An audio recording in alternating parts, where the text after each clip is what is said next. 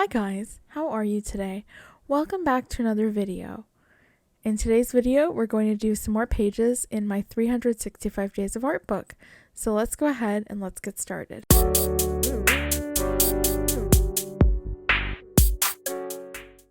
The first prompt I selected, I actually lost the footage for, and that's the prompt on the left. It said, experiment with different materials to discover what you enjoy using.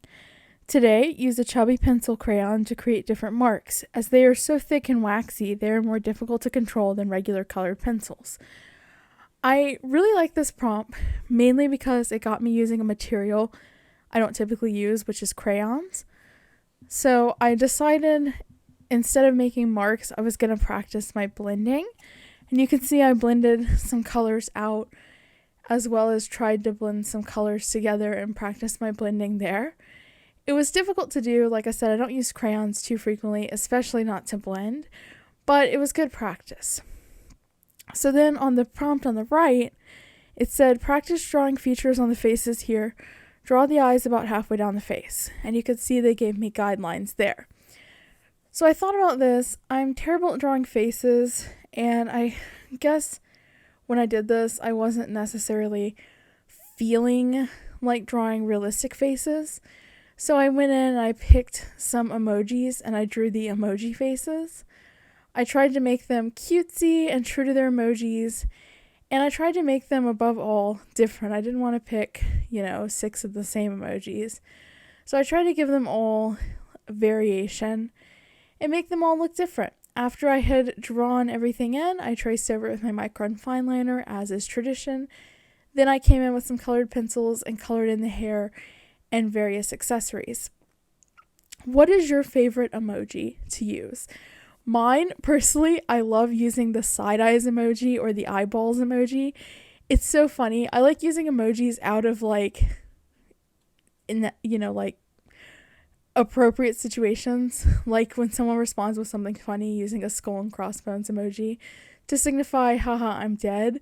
I don't know. It's fun. It's different. And I'm very much one of those people that if I don't put an emoji in, it's like that old meme where if you don't say LOL at the end of the sentence, then someone's going to take you too seriously. I like using emojis because I don't like to be taken too seriously. Day 12 said to add leaves and fruit to the branches of the tree. So this one was a little different, or I did things a little different, I should say. I didn't want to do really traditional fruit like oranges or bananas or something. I wanted to do something I made up. So one time I came up with this world, and in this world the trees had glass-shaped fruit on them, and each glass-shaped fruit had a corresponding liquid. So a glass-shaped pear had like a pear liquid in it, a glass-shaped apple had like a red apple liquid in it, and so forth. And they grew on the trees like that. You could take them and crack them open and drink the nectar or the juice inside, whatever you want to call it. And it was kind of fun. It was just something different to come up with. And I really enjoyed that world. I've always thought about doing a painting based on it. I'm not sure what the leaves on the tree look like. In my drawing, I made them green, but in the actual tree, I guess it's up to interpretation. The fruit's the important part, of course, the glass fruits. So I drew these circles and I colored in the liquid inside red to try to signify these glass fruits. I don't know if they really came across as glass fruits. They ended up looking like semicircles with like little smiley faces or something growing in trees, but that's okay. Once I was done with that, I added some sparkles to signify that it was sort of a magical tree, and that page was complete. Day 13 said, color the white circles different color combinations. Perhaps you will find a new color pairing which you haven't considered before. Does the color look appealing against the background stripe?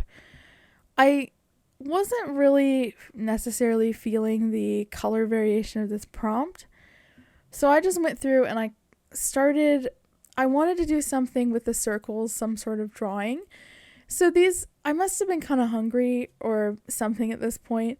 So I decided I want to turn these circles into little M&M candies. So I went through with my micron fine liner and I started tracing the circle and then drawing a little M inside. I know a typical M&M candy I think has a white M, but this is just my interpretation, so it's fine. So I went through and drew these circles.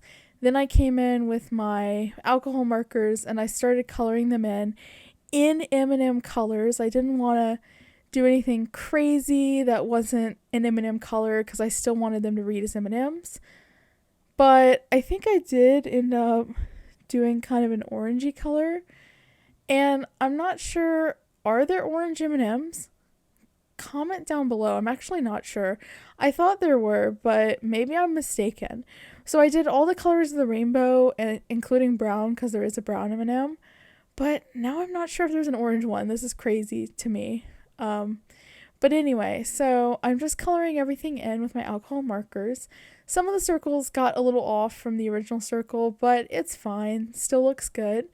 So after I was done coloring in all my circles, I decided I wanted them to pop and really look like M&M candies. So I came in, I added some shine, gave them a little dimension there, and then just like that, that page was completed. That is 4 more prompts in my 365 Days of Art book by Lorna Scobie. What do you guys think? Do you enjoy this book or would you prefer to see other art prompt books? As always, I love to hear from you guys. And of course, if you enjoy this video, don't forget to like, comment, and subscribe. Thank you guys so much for watching. I'll catch you for the next one. Bye!